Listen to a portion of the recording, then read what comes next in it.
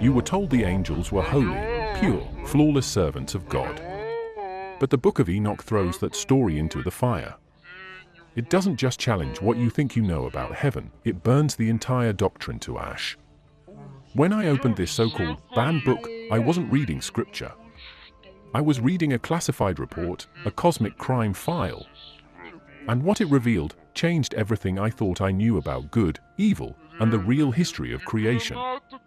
Let's get this straight. In this text, the first rebellion didn't start in hell.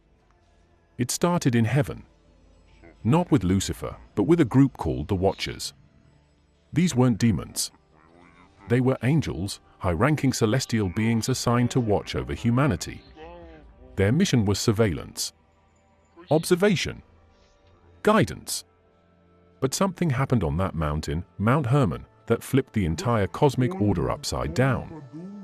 These divine beings looked down at humanity, saw the daughters of men, and something inside them broke. Desire entered heaven.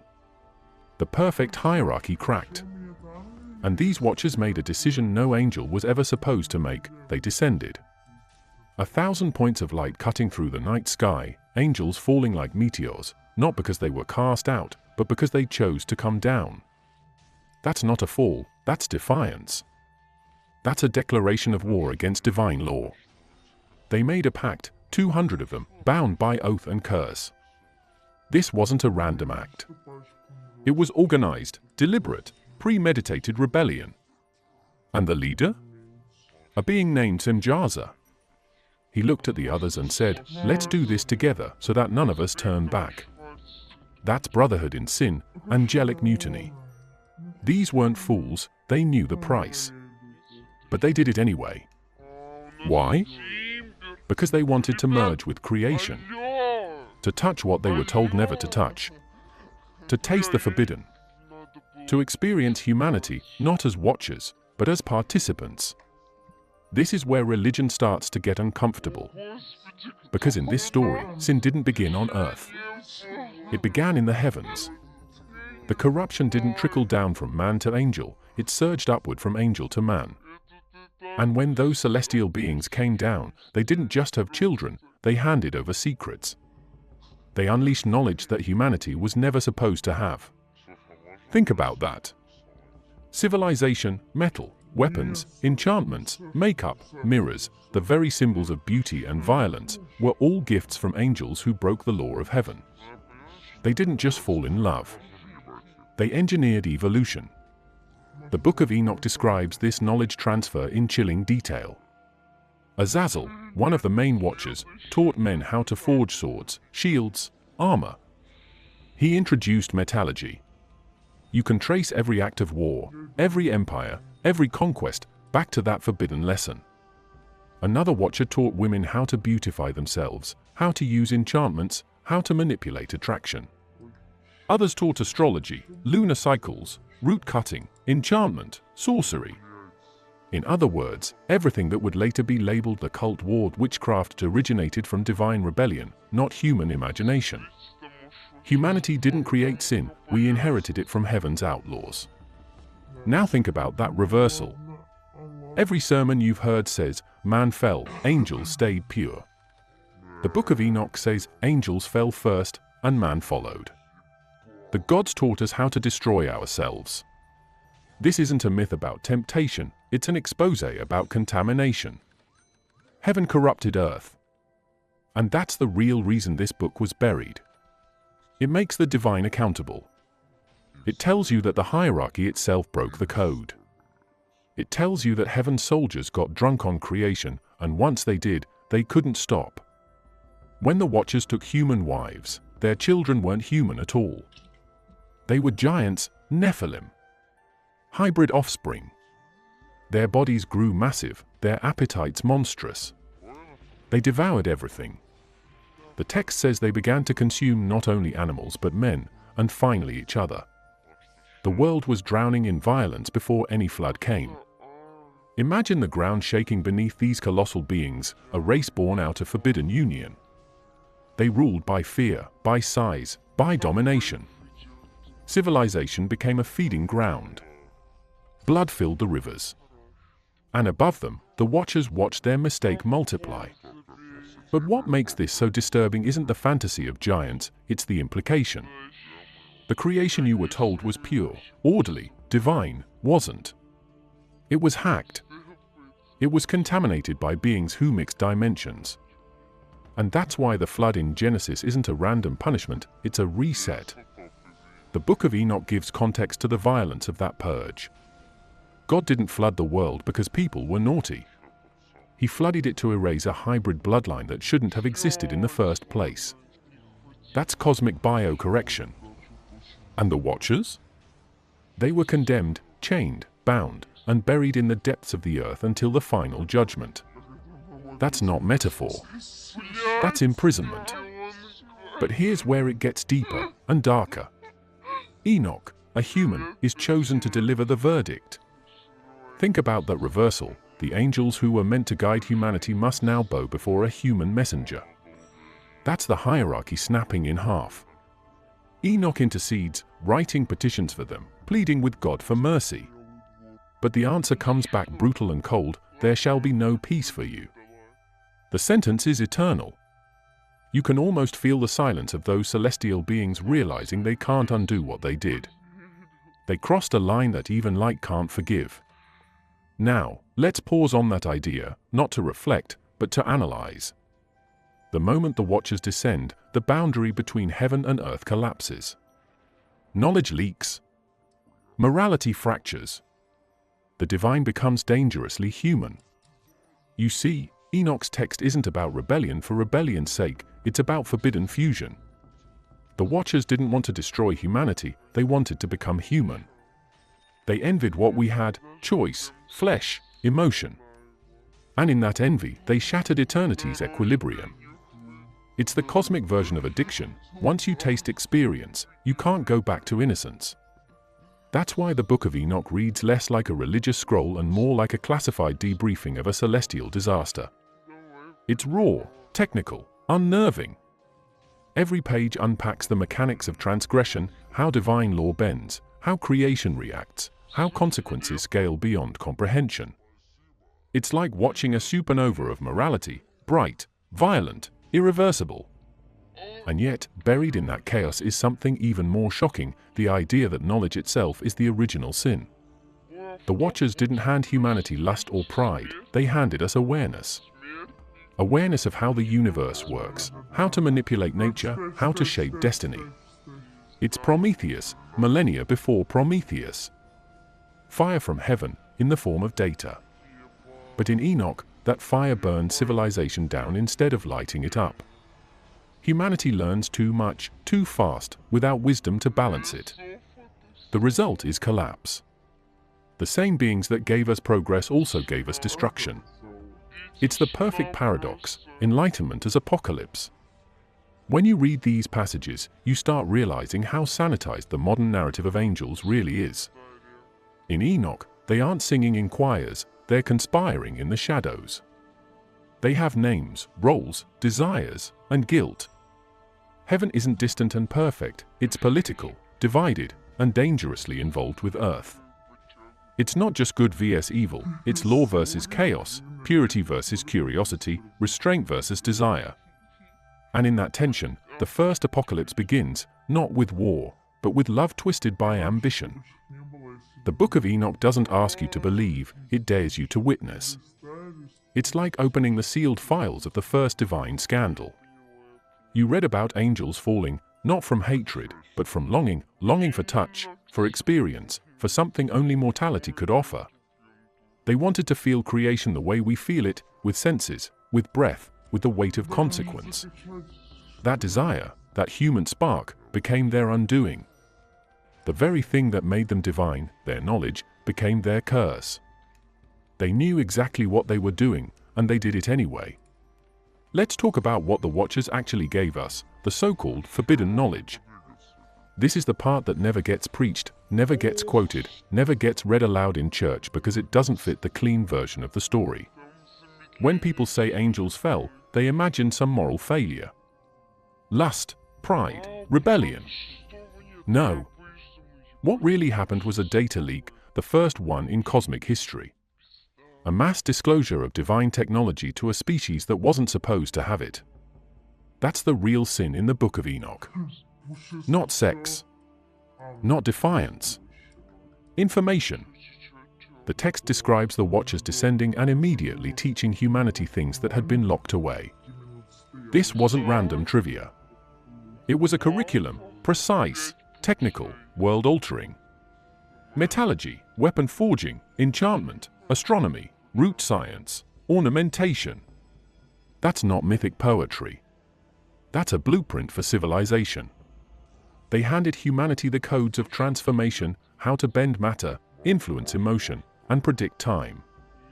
They basically turned primitive man into proto-engineers. You don't go from cave paintings to bronze blades without instruction. The Watchers were that missing teacher. Let's break it down. Azazel is mentioned as teaching men how to forge blades, shields, armor, essentially the art of war. Before this, power was muscle and numbers. After Azazel, it became metal and engineering. Violence went from instinct to industry. Suddenly killing wasn't personal anymore. It was scalable. You can hear the echo of that in every war machine that came after. Humans didn't just fight, they manufactured death. That's the mark of Azazel, not chaos, but control through craftsmanship. Then you have other Watchers handing out secrets that hit a completely different side of society. Some taught women how to enhance their appearance, how to use pigments, how to manipulate a lure. You can pretend that's harmless, but think about what that does psychologically. For the first time, beauty becomes a weapon. Desire becomes strategy. The Book of Enoch literally shows the birth of performance and appearance replacing essence. Civilization shifts from survival to seduction. That's not evolution, that's programming. And it doesn't stop there. The Watcher named Barakiel teaches astrology. Not just stargazing, the timing of fate, the rhythm of seasons, the pattern of cosmic influence. Humans start to read the sky like a clock and a prophecy board. Another, Kokabel, reveals the constellations. Suddenly humans can navigate oceans, track harvests, plan empires. What you're seeing is the introduction of predictive power, the ability to see what's coming and act before it happens. That's the foundation of control. Every calendar, every forecast, every ritual that tries to time human life to the heavens is a descendant of that forbidden lesson. There's also Penemu, who teaches the bitter and the sweet, the science of writing, the encoding of thought into symbols. Before him, knowledge died with the knower. After him, it could be stored, copied, transmitted. Language became architecture.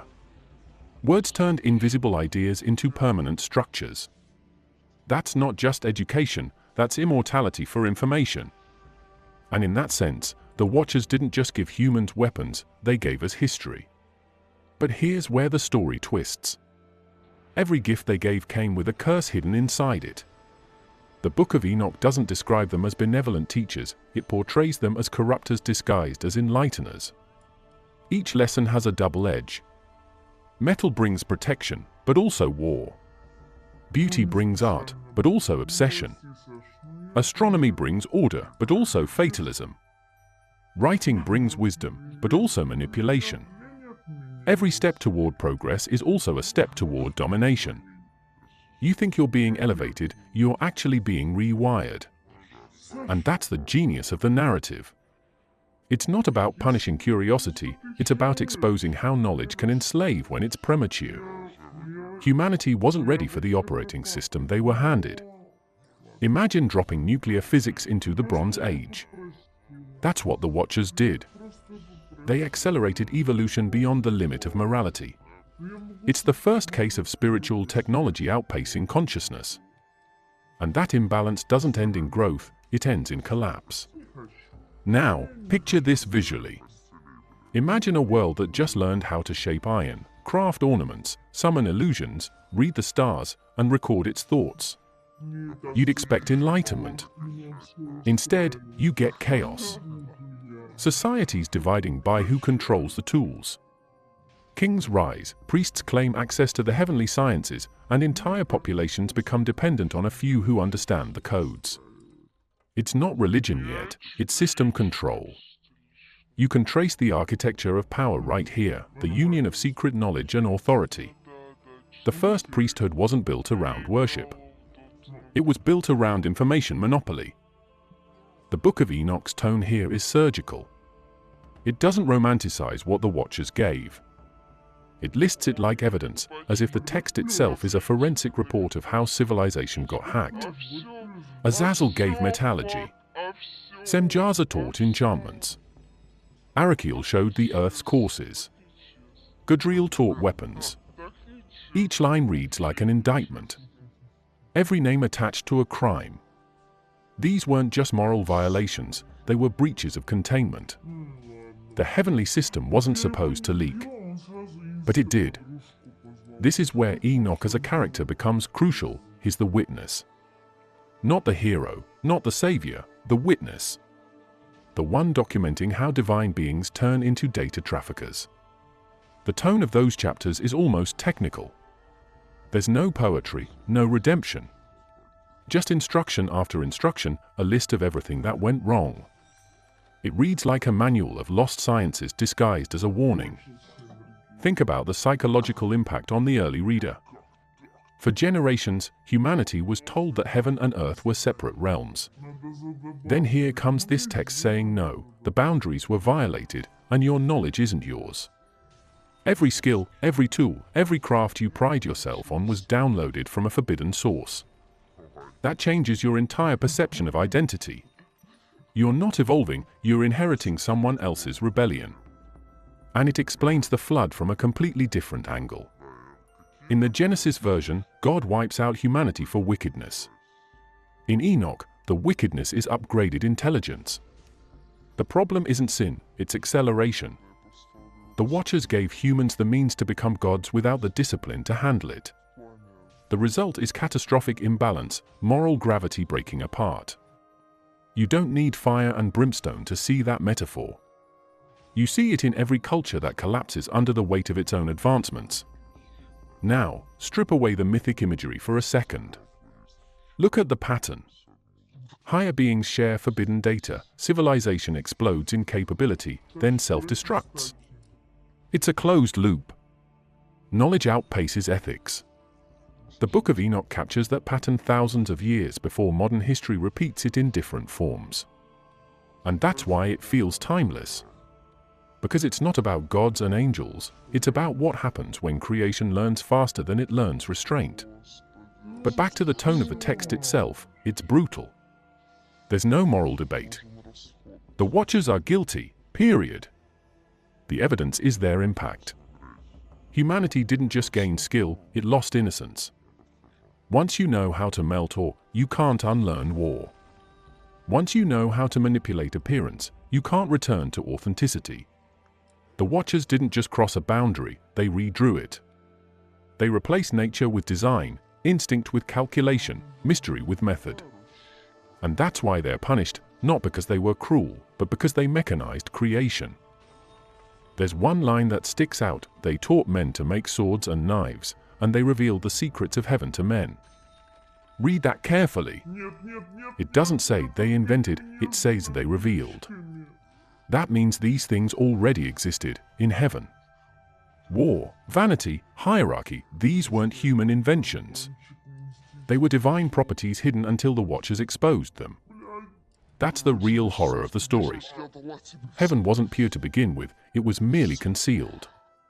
The Watchers didn't corrupt creation, they unmasked it.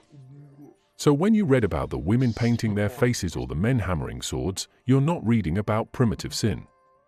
You're reading about the replication of heaven's own flaws. The Watchers didn't introduce evil. They exported it.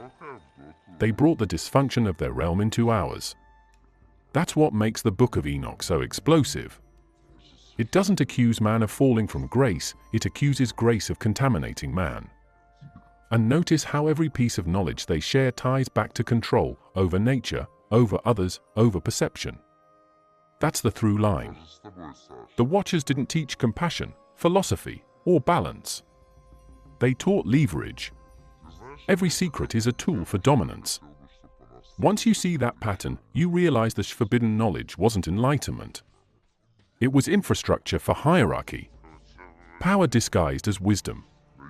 When the offspring of the Watchers came into the world, the earth stopped being quiet. The text doesn't describe their arrival like a myth, it reads like an outbreak.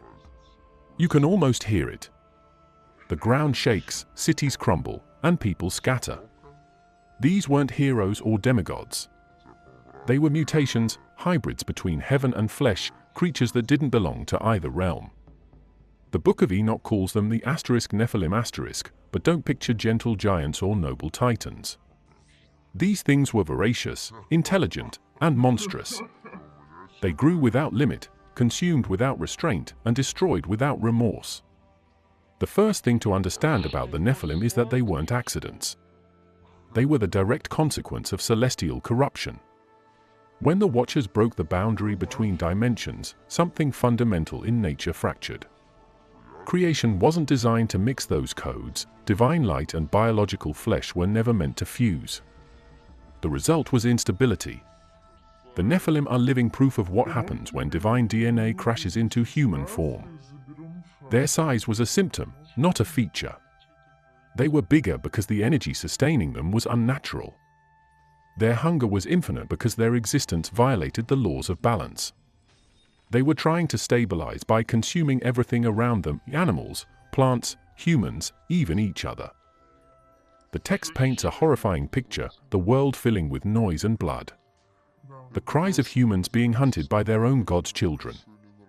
This wasn't moral decay, it was biological rebellion. The Watchers had created life that could not coexist with the ecosystem.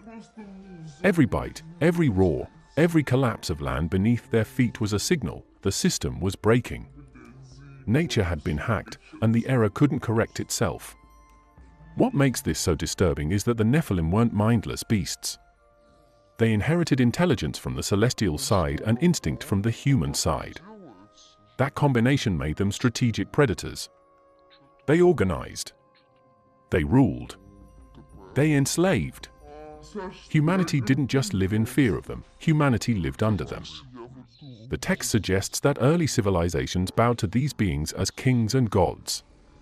Imagine towering figures ruling primitive societies, demanding worship, sacrifices, and obedience.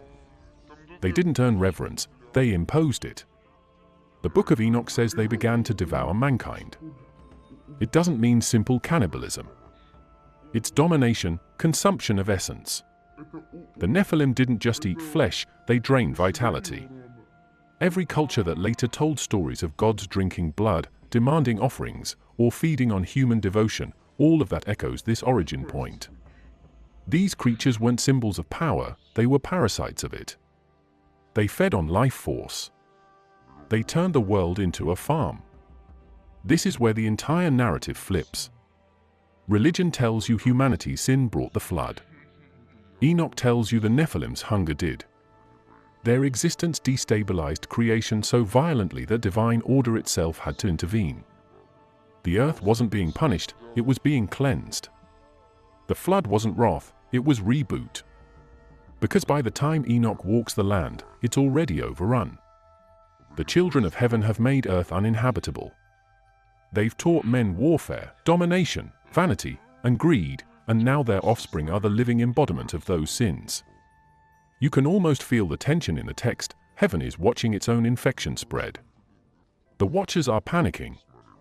Their experiment is out of control. Their children are tearing the world apart, and their human partners are begging for help. The Book of Enoch describes the earth herself crying out, the planet as a conscious entity, mourning what's been done to her. That image is raw and ancient, nature itself revolting against divine interference. Now, imagine what this looked like. A world lit by strange fires, thunder in the sky not from weather but from conflict, mountains collapsing under giant footsteps. There's a scene where the giants turn on each other, cannibalizing their own kind because even their hunger couldn't find enough to consume. That's the self-destruct sequence of corrupted creation. The Watchers thought they were bringing wisdom, what they birthed was entropy. What's fascinating is that these hybrids didn't just vanish. The flood wipes them out physically, but their legacy seeps into myth, bloodlines, and memory. Every ancient civilization that speaks of gods mating with mortals, heroes of great stature, kings who claim descent from the heavens, that's the echo. The Nephilim are the archetype of every empire that ever declared itself divine. When Enoch describes their violence, he's not talking about random chaos. He's describing a structured tyranny powered by divine arrogance. The gods' mistake became humanity's pattern. But in this story, the reaction from above isn't compassion. It's panic. The archangels are sent to contain the disaster. Michael, Raphael, Gabriel, the same names later sanitized by religion, here act as enforcers of divine quarantine. They descend not to save humanity, but to destroy the hybrids. The language used is brutal, binding, striking, cutting off life. The angels execute a celestial purge. The Watchers, their leaders, are chained under mountains, and their offspring are eradicated. The earth drowns, but it's not just water, it's sterilization. The image that stands out most is the moment when heaven's armies finally move. The same angels who once sang in peace now become executioners. It's cosmic irony. The divine must use violence to erase divine corruption. The Book of Enoch doesn't hide it. It shows heaven cleaning up its own mess with surgical cruelty. There's no forgiveness, no redemption, no negotiation, only containment. The Watchers plead, the Nephilim roar, and heaven doesn't flinch. The law reasserts itself with catastrophic force. But what makes this narrative powerful isn't the destruction, it's what it implies about creation itself. If divine beings can create such instability by breaking one law, then creation was never as stable as it looked. The flood is proof that the universe is conditional. Harmony exists only as long as obedience does. One breach, one act of fusion between incompatible realms, and everything starts eating itself. The Book of Enoch captures that reality in imagery that's almost cinematic. The giants falling, the skies darkening, the ocean swelling, not as punishment but as system failure. It's like the divine realm realizing it's built a program that's gone rogue and hitting the reset button. The Nephilim aren't villains, they're symptoms. Their destruction isn't justice, it's maintenance. Even the language of the text gives away its perspective. It doesn't mourn the dead. It doesn't glorify the survivors. It documents the cleanup. Every mention of binding, chains, depths, and darkness reads like a containment protocol. Heaven isn't moral, it's administrative. That's what makes it so chilling. Enoch's own role during this catastrophe is almost detached. He becomes a messenger between the dimensions, the translator of divine law into human understanding. When he records the judgment of the Watchers, he doesn't argue. He observes. That's why the book feels so clinical even in its horror. It's not written like mythology, it's written like a report. You can sense the coldness in every line, the way order reasserts itself at the cost of everything living. You're the human patriarch Enoch. You've walked with giants, you've witnessed cosmic corruption, and now you're vaulting into realms no one else enters. You're escorted by an angel, in this case Archangel Gabriel, through the heights, through the layers of heaven itself, into a place where creation is not just observed but interpreted. That moment changes everything. Because what you learn up there shatters the idea that divine order is untouchable. It reveals that creation is a project, mutable, controllable, designed. The text says you see endless and inconceivable creation, and the Lord tells you, I will show you all that I have made from non-being, visible things from invisible.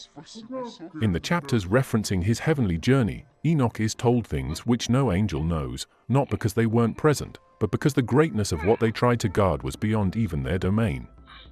Imagine that, beings of light standing before you, but the design they were guarding surpasses them. That inversion alone forces you to reconsider who holds the power. You're watching it shift. You become the recipient of a privilege that was locked from celestial beings themselves. The text breaks creation down like architecture.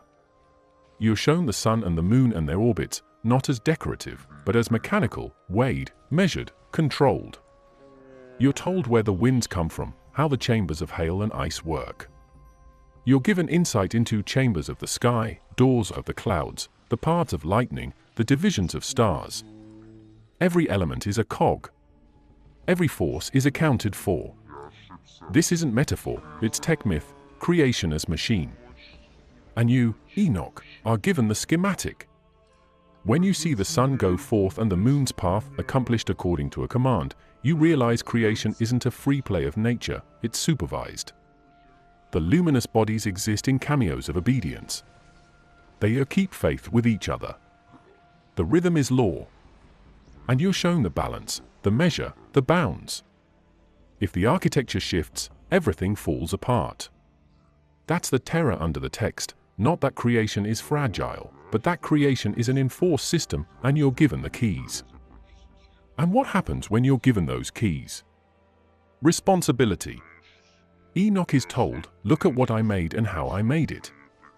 Understand the measure, the path, the appointment of the stars. You begin to see, creation is not just a backdrop. It's an assignment. Creation is interactive. It has zones, chambers, portals. When the text lists that the thunder has places of rest, that the spirit of the sea is strong and draws it back with a rain, you're reading demo control records. Creation is being catalogued. And you, human, are granted access. What makes this section louder and sharper is how many times the text emphasizes that what you see is not the final. In one passage you read that what is standing finished now once emerged from non-being. That puts everything in motion. Not only did you, Enoch, see a system, you saw that system come into being. The Lord said, all things that are standing finished I tell to thee even before the very beginning. Suddenly, you're not just inside the cosmos, you're at its drafting table. Creation is a plan. It's a before and after. You're seeing the blueprint, not just the structure. And why is this unsettling? Because it contradicts the assumption of sacred permanence.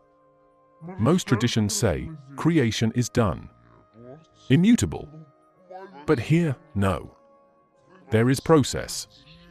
There is before the beginning. There is unknown.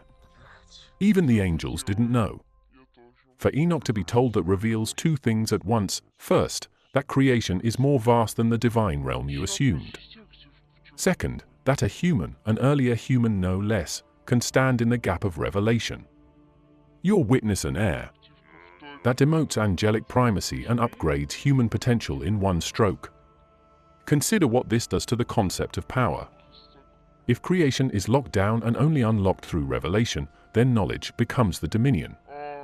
You don't just rule via weapons or armies, you rule via understanding. And the book makes clear, the deeper your understanding, the more your power. The watery chaos, the winds, the celestial orbits, they're all given measure. Therefore mastery. Enoch isn't just seeing, he's being prepared. He's being inducted. But here's the kicker, the text does not dumb this down. You're given words like the invisible, the non-being, the finished. It plays with the transcendent and the material in one breath. You're told that the spirit weighs the stars, that the thunder has a reservoir, that the moon executes a path by day and by night. These aren't metaphors to comfort. They're revelations to destabilize. Because once you know the system, you begin to question the obedience of the system. And once you question obedience, you begin to question authority. Enoch stands before the head of days, a throne beyond comprehension. Around it are hosts, councils, records. The books of the living are opened. The heavenly host is organized. That moment isn't comforting. It's crippling. Because the text says, and I saw how the books of the living were opened before him, all his host which is in heaven above and his counselors stood before him. A human standing on the edge of reckoning, looking across the ledger of existence. The terror of knowledge isn't ignorance, it's complacent ignorance. The terror is realizing the system sees you. The system logs you. The system waits. You witness the mansion of the elect and the mansions of the holy, and you see the sinners driven from there. You're told how the light and darkness are assigned. How the moon's light is for the righteous, the darkness for sinners. This isn't about morality in the banal sense. It's about assignment of state. You're not just good or bad, your cosmos shifts under you. The moment you cross the line, you're in the darkness chamber. The system recalibrates. The entire sky rearranges. That's what creation knowledge brings. Not promise. Not faith. Rigorous measurement. And here's the part you'll love, this is interactive. The voice of the text addresses you, open your eyes and lift up your horns if ye are able to recognize the elect one. That's not rhetorical. It's challenge. As Enoch hears it, you hear it. You're not consumer of knowledge. You're competitor of knowledge. You're being tested. You're being inducted. You're being exposed. The cosmos isn't silent, it's calling out. And your answer determines your orbit. So what does the text ask of you? Not just to listen. To see, to know, to measure. The angels took ropes and measured. They mapped. They corded out the righteous. They divided the depths, the beasts, the devoured. Everything referenced was weighed and apportioned. The text says, "These shall bring the measures of the righteous and reveal all the secrets of the depths of the earth." Depths of the earth. Not just heaven. Earth too. The corruption of the watchers brought knowledge down. Now Enoch lifts knowledge up. Heaven and earth are both files in his hand. Let's talk figures, 360 books for Enoch. He writes scrolls that cover what's knowable. He stands between north and west winds at the ends of the heavens as the measuring stake. He is the human calibration point. That act alone flips the hierarchy. We're no longer unloved creatures. We're repositories. And the cosmic order knows it. Because it's recorded. Because the signatures are there. The watchers, the giants, the systems all made records. Enoch inherits those records. What you have here is not folklore. It's not legend. It's blueprint. It's system architecture of existence. When the text says everything that is standing finished I tell thee even before the beginning, that's literally code. That's system design. That's the mandate for one to become operator of their realm. And when you read that, you realize you're not a subject. You're an auditor. You're standing in front of the archive. The question becomes, will you scan? Will you run the data? Will you take control? Or will you become part of the read-only legacy? Now I want you to sit with this, a human given the keys to a universe the angels don't know. You don't ask why. You accept the fact. Because the text doesn't justify. It discloses. It lays the blueprint on the slab and says, here it is. Build, measure, observe. And the terror isn't in building wrong, the terror is in the knowledge that you could. That's the threshold. That's when innocence dies. When you know how the machine works, you can't pretend you don't. You either operate it or you become its victim. The Book of Enoch flips the script. It says creation isn't a gift that you passively receive. It's a system you're handed, whether you like it or not. And because you're handed it, you're accountable. The angels fear the same system they've worked in, but you're now in the cockpit. The question in the wings isn't theological. It's operational. And you're the operator. The Book of Enoch goes full detonation here. You've read about the descent, the forbidden teachings, the hybrids, the revelations, now you watch the system burn itself clean. Divine order doesn't beg, it resets. And when it does, it doesn't look like justice. It looks like annihilation disguised as maintenance. It begins with the outcry of the earth itself. The text doesn't start with God speaking, it starts with the planet screaming. The ground moans, the seas churn, the atmosphere goes feral. It's not poetic. It's mechanical. The system can't handle the contamination anymore.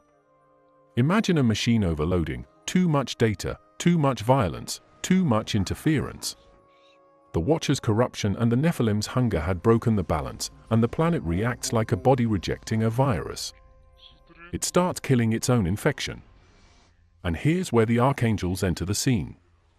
They're not gentle messengers, they're agents of termination.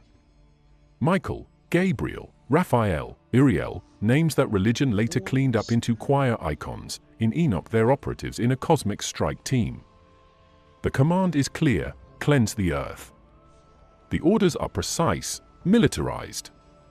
One binds the watchers, one releases destruction on their children, another purges the atmosphere, the last seals the prisons. This is divine bureaucracy running a kill order. You can practically feel the script being executed line by line. Uriel is sent to warn Noah, not to save the world, but to preserve a fragment. He doesn't bring a sermon. He brings schematics. A plan. The ark isn't about mercy. It's about continuity of the experiment. While the angels prepare judgment, the flood is already loading in the background. The narrative doesn't glorify it, it just states it: the world is about to be rebooted. Michael's role is more brutal. He's told to bind the watchers under the hills of the earth until the day of judgment. That means permanent containment. Imagine it visually: colossal beings buried alive under volcanic mountains, locked in magnetic chains that pulse with energy, their voices muffled by miles of stone. They can't die. They can't move. They can only wait. The earth becomes their cell. That's not mythic symbolism. That's cosmic imprisonment. Raphael goes after Azazel, the one who revealed the weapons. The command: bind Azazel hand and foot, and cast him into the darkness, and make an opening in the desert, which is in Dudale, and cast him therein. You hear that and realize, this isn't some angelic courtroom. This is a disposal procedure. Azazel becomes a radioactive site.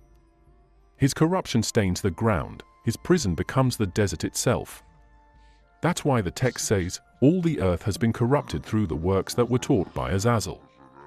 His punishment is poetic, he's buried in the very creation he infected. Then comes the order for the children, the Nephilim. Their fate isn't redemption, it's extermination. The text says they destroy one another, not because they're forced, but because their own hunger devours them. The watchers lose their offspring to chaos, and heaven watches in silence. The angels don't interfere. They let the hybrids consume themselves until there's nothing left to feed on. That's judgment by self-destruction. No thunderbolts. Just entropy. But even after the Nephilim are gone, the atmosphere remains poisoned. The residue of their violence, their energy, their consciousness, doesn't vanish. The text says their spirits, once freed from their bodies, become evil spirits upon the earth. That's the origin of the demonic. You're reading the birth of disembodied malice. The Book of Enoch makes it clear, demons aren't fallen angels. They're the restless remains of the Watcher's hybrid children, cursed to wander, feeding on fear and decay. They're not rebellion. They're leftovers. Meanwhile, the flood sequence ignites. It's described less like rainfall and more like a full system collapse. The windows of heaven were opened, and the fountains of the great deep were broken up. Translation: the containment fields ruptured. Water from above, water from below, simultaneous release. The firmament that held creation together cracks. What you're seeing is not punishment. It's cosmic sterilization.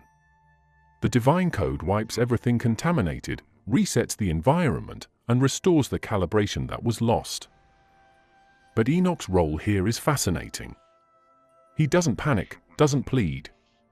He becomes the recorder. The text says he's instructed to write down everything: the names, the orders, the measurements, the judgment. He's not just witnessing history, he's logging divine operations.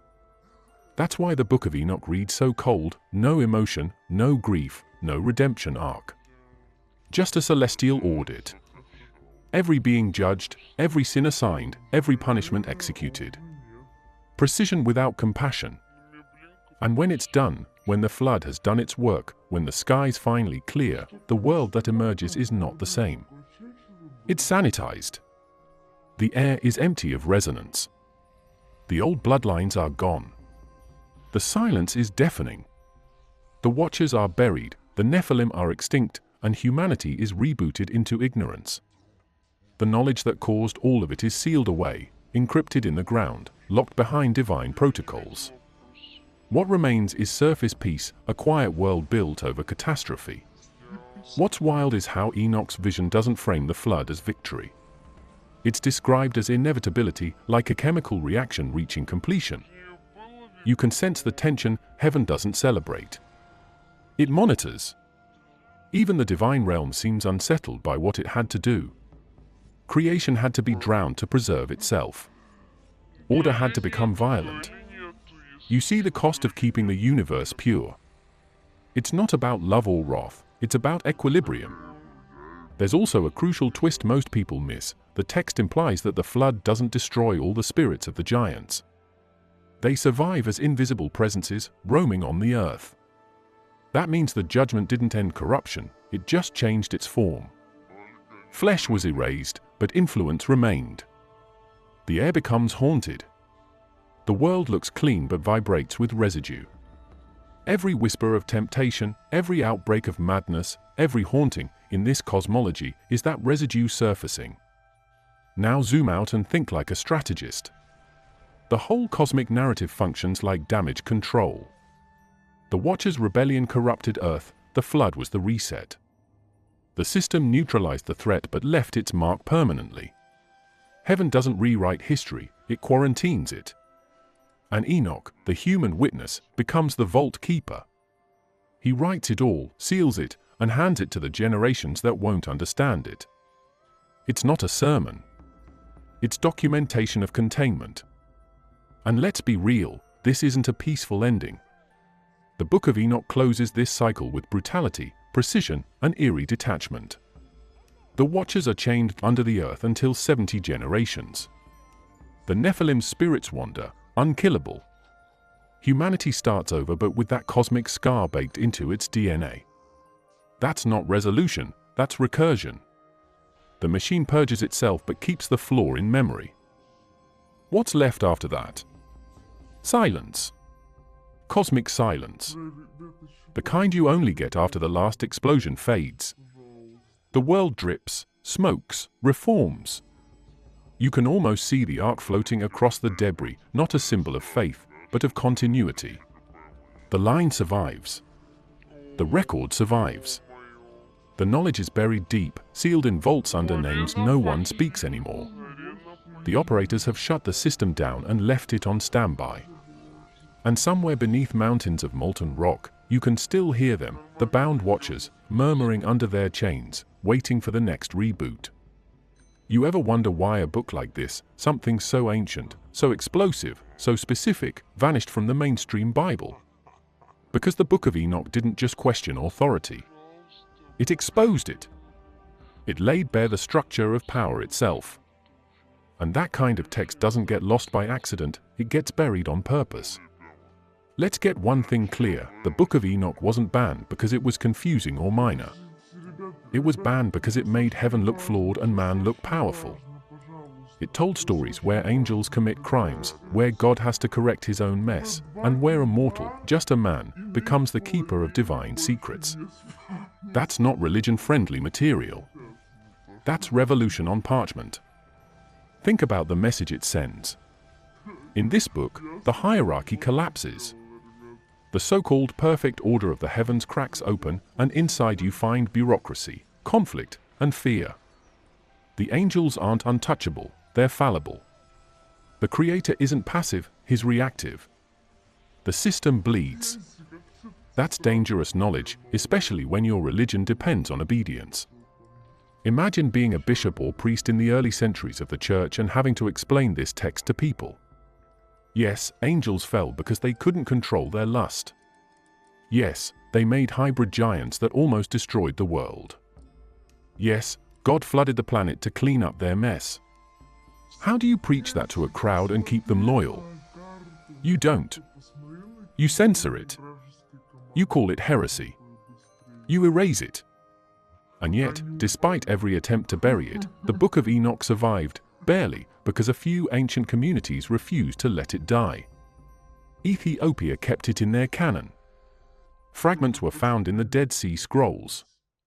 Scholars kept stumbling upon copies hidden in monasteries. It was like the text itself refused to stay dead. That alone tells you something. Every empire tried to silence it, but somehow it always reappeared, whispering through the cracks of history like a ghost that knows too much. The Church Fathers couldn't handle what it implied. Enoch isn't portrayed as a prophet who hears God's word, he's portrayed as someone who walks with God, who steps into heaven alive and comes back with the blueprint of existence. That blurs the line between divine and human. It suggests that enlightenment isn't given by priests, but achieved by experience. That one idea shatters the monopoly of religious control. If a man could do that, anyone could. And that's not the kind of thinking an empire wants spreading. Now, consider how the book connects heaven and earth. It describes cosmic mechanics, angels controlling stars, winds, and elements. It describes the architecture of creation itself. That's not worship, it's disclosure. It turns faith into data. And when faith becomes data, control evaporates. You can't manipulate people with mystery once the mystery has been decoded. That's why the book had to disappear. It dismantles the economy of ignorance that keeps authority alive. It also reveals something even more subversive, that rebellion isn't always evil. In the Book of Enoch, the Watchers are punished for their disobedience, but their motives weren't simple malice. They wanted to share knowledge. They wanted to interact with creation. That flips the moral compass. Suddenly, the villains look like seekers, and the heroes look like suppressors. That's a narrative you can't allow in a controlled theology. Because if rebellion can be righteous, every tyrant becomes vulnerable. Let's dig into the politics of censorship. Early religious councils, Nisha, Laodicea, and the rest, weren't random gatherings of wise men deciding what was true. They were power summits. They built the official canon like a government builds propaganda, include what maintains order, exclude what questions it. Enoch didn't just question, it detonated. It painted a picture of divine order as fallible and humanity as dangerously close to godhood. You can't let that circulate in a world where obedience equals salvation.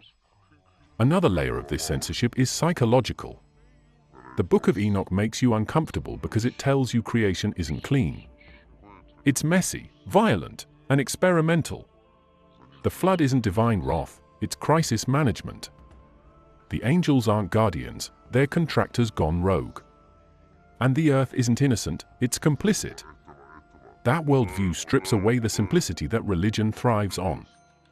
No good guys, no bad guys, just power, corruption, and consequence. It's too real. Too raw. Then there's the problem of prophecy. The Book of Enoch describes not only the past but also a future judgment, a cosmic court where everything gets rebalanced. And here's the twist, Enoch's vision of judgment doesn't look like eternal punishment for humanity. It looks like accountability for celestial beings. The high ones get judged. The Watchers, the kings, the powers behind the curtain, they're the ones who stand trial. That turns every divine hierarchy upside down. You can't rule with fear when your own gods are under investigation. That's why later traditions tried to sanitize Enoch's story. They turned him into a quiet, obedient figure, a saintly myth. But the original text doesn't show a meek servant. It shows a man staring into the engine of creation and documenting what he sees without flinching. He doesn't worship, he records. He doesn't preach, he reports. That's dangerous precision. That's why this book feels more like classified intelligence than scripture. It's data you weren't supposed to have. What's fascinating is how even modern readers sense that energy when they open it. There's this feeling that you're trespassing. Every verse feels like you're scrolling through divine files that were never meant for mortal eyes. You start reading about chambers of stars, prisons of angels, heavenly measurements, and you realize you're not supposed to be comfortable. You're supposed to be in awe and maybe a little terrified. Because the book doesn't ask you to believe. It demands you to know. And that's the ultimate threat.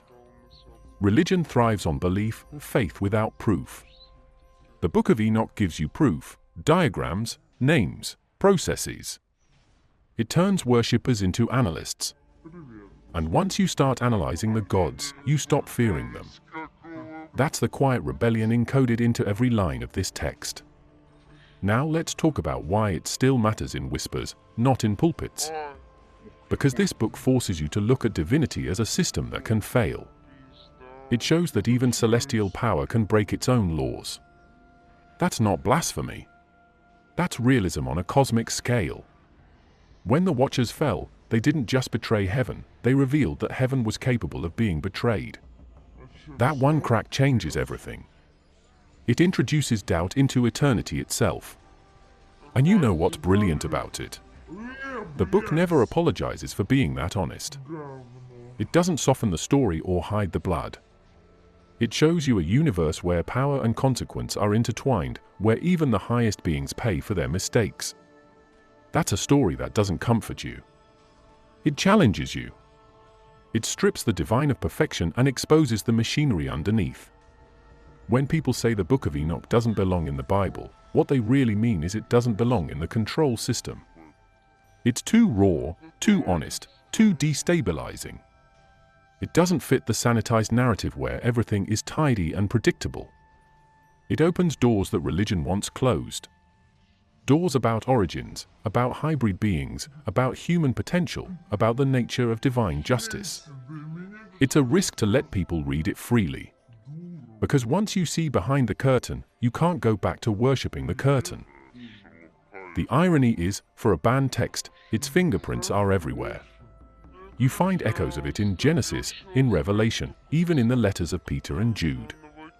The system tried to erase it but couldn't. The blueprint leaked. Its language, its imagery, its warnings, still alive in fragments across accepted scripture. It's like the universe itself refused to let the book be silenced. That's the power of Enoch's legacy. It doesn't need canonization to survive. It doesn't need a pulpit or a priest. It exists in every question you've ever asked about where you came from, why the world is flawed, and who really controls it. The Book of Enoch doesn't give answers, it exposes the architecture of questions. So when people ask, why was it banned, the real answer is simple, because it told the truth too clearly. It gave you access to information that turns obedience into awareness. And awareness is poison to control. That's why they locked it away, buried it, called it heresy, and hoped you'd never read it. But you did. And now you can't unsee it. Thanks for watching till the end. You could have clicked away 100 times, but you stayed, you listened, and you went through this ancient fire with me. That means something. The Book of Enoch isn't just a lost text, it's an invitation to think differently. And you did that today. Thank you for being here, for questioning, for listening, and for daring to know.